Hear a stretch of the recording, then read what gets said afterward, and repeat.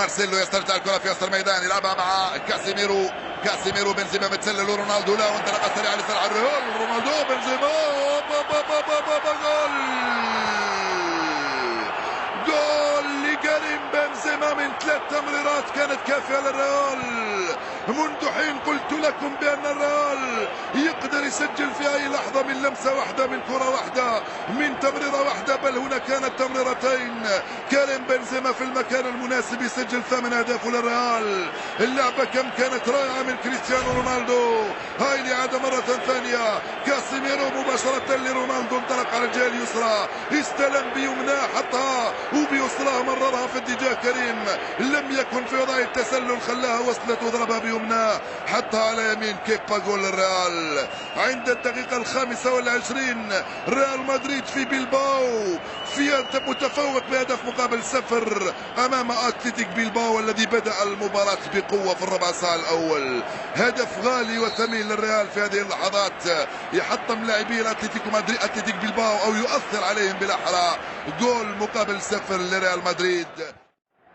بالانسياغي عفوا.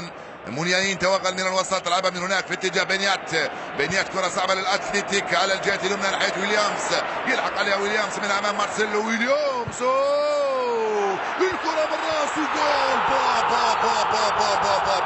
هدف عالمي لاتلتيك بلباو في منتهى الروعة، توزيعها في القائمة الثاني. جول فعلها اتلتيك بلباو عن طريق ادوريس، فنان انتيا راؤول غارثيا، توزيعها بالراس من اروع ما يكون، عالمية على الطريقة الباسكية. يا سلام، من هناك التوزيعة من إنياكي ويليامز في القائمة الثاني بالبراعة والدقة اللازمتين. راؤول غارثيا كالمعتاد براسه حطها لك يا دوريتس. جول التعديل لاتلتيك بلباو، مستحق هو التاسع لاريتس ادوريتس. شوف اللعبة كم كانت رائعة وممتعة. ويليامز من هناك مرر في القائمة الثاني. انت رائع يا راؤول غارثيا، تمريرتك بالراس ولا اروع. وجدت ادوريتس براسه الكرة في الشباك، هي وكذلك راموس وكايلور نافاس. وجول التعديل مستحق لاتلتيك بلباو. هدف رائع، نعم رائع جدا هذا الجول. هدف الريال كان رائع وهدف اتلتيك بلباو كان اروع. هدف الريال بالرجلين وهدف اتلتيك بلباو بالراس كان رائع.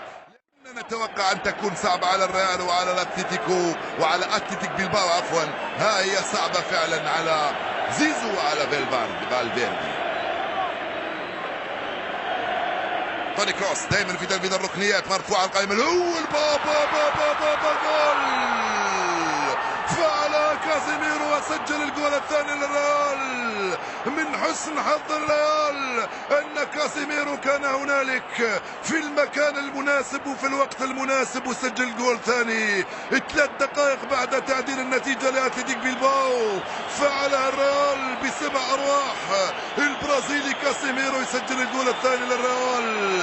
كيف جاء الى هذا المكان كاسيميرو؟ كيف كان له حس في هذه الكرة ووضع مكانه في ذلك المكان، وبهذه البرودة وبهذه البراعة يسجل جول ثاني. ترك الحارس يسقط وسجل جول ثاني للريال عند الدقيقة 69 من عمر المباراة. كاسيميرو فعلها وسجل الجول الثاني للريال. هل يمكن ان نقول بانه من حسن حظ الريال انه سجل هدف ثاني 3 دقائق بعد تلقي هدف التعديل؟ زيزو كان واقفا صار جالسا وبقي